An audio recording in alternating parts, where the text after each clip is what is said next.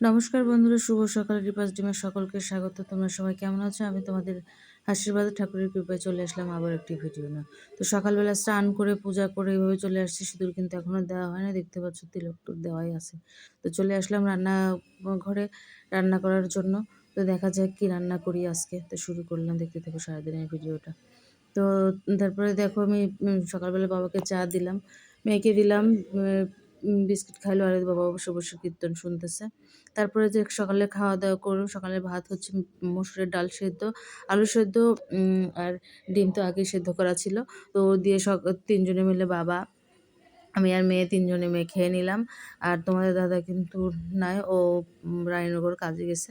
তো আমরাই খাওয়া দাওয়া করে নিলাম। তো বাবাকে ভাত দিয়ে দিলাম, তারপরে আমরা খাওয়া দাওয়া করে চলে আসলাম রান্না করার জন্য, দুপুরে রান্না। তো বাসায় ছোট মাছ ছিল, ভাবছিল আজকে বাজার করবেন। সকাল থেকে এত বৃষ্টি হচ্ছে যে কি আর বলবো। তো ঢ্যাঁড়স ছিল, ঢ্যাঁড়সের ভাজি করছি এক পাশে, আর এক পাশে ছোট মাছের মাখানো চচ্চড়ি করতেছি।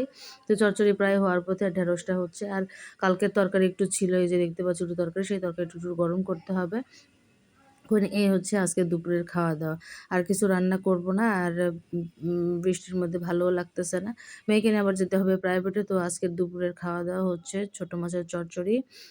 ছোট, একেবারে ছোট না, একটু প্রায় আধ বিঘের মতো হবে এরকম মাছের চচ্চড়ি, আলু পটল দিয়ে, আর এই যে ঢেঁড়স ভাজি পেঁয়াজ দিয়ে। ঢেঁড়স অবশ্য পেঁয়াজ দিয়ে ভেজেছি। তো আমরা খাওয়া দাওয়া করি নাই, শুধুমাত্র বাবাকে একটু খাইতে দিলাম। বাবা তো তখনও খাবে না, পরে বলতেছে খাবো। তোমার বলছে না তুমি আগে খাই নাও। এর মাঝে কিন্তু তোমাদের দাদা চলে আসছে। আর এখন যাচ্ছি মেয়েকে নিয়ে প্রাইভেটে। আর দেখি তো রেডি হয়ে গেছে, কিন্তু এই যে সিঁদুর দিতে মনে নাই। তারপরে গেলাম, সিঁদুর দিয়ে নিয়ে চলে আসলাম বাসায়। বাসায় এসে অনেকক্ষণ বসেছিলাম, এসে দেখি দিদি আসছে। তো একটু সন্ধ্যাবেলা, শুভ সন্ধ্যা বন্ধুরা। তো সন্ধ্যাবেলা সন্ধ্যাবাতি দেওয়ার আগে ওকে চা করে দিলাম, কারণ এখনো পর্যন্তই হয় নাই। যদি দুধ আসছে, দুধটা জাল দিতে হবে। জাল আমি মেয়েকে নিয়ে পড়াতে গেছিলাম, এর মধ্যে প্রায় দুধ আর কি দিয়ে গেছে।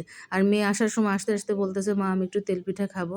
তো সেই কারণে দিদিকে বলাতে দিদি আবার সুন্দর মতো ব্যাটার তৈরি করে রেখে দিয়েছে কিছুক্ষণ, মানে সুন্দর হওয়ার জন্য। তারপরে দেখো দিদি ভাজতেছে, কিন্তু কতগুলো ভেজে ফেলছে। আমি পূজা করতেছিলাম, এরই মাঝে এসে দেখি দিদি অনেকগুলো কিন্তু ভেজে ফেলছে।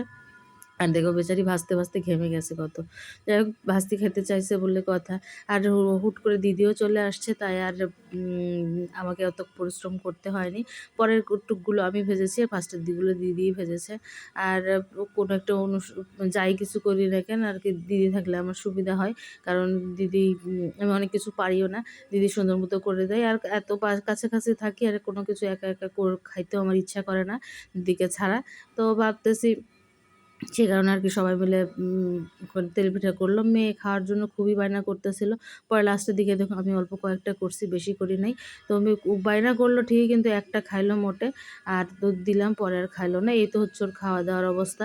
তো সবাইকে একটা একটা করে দিলাম। তোমার দাদা খাইলো না, বাবাও খাইতে চাইলো না, কারণ রাত্রেবেলা তেল পিঠা খাবে না। বাবার জন্য একটু রুটি করে দিলাম, একটু গোলা রুটি করছি, বাবা ওটাই একটু ডিম ভাজি দিয়ে খাইলো। আর তো রাত্রেবেলা মেয়েও গোলা রুটি খাইছে, তোমাদের দাদা খাইলো, আর আমি একটু ভাত খেয়েছি, আর হচ্ছে ভাত খাইলো।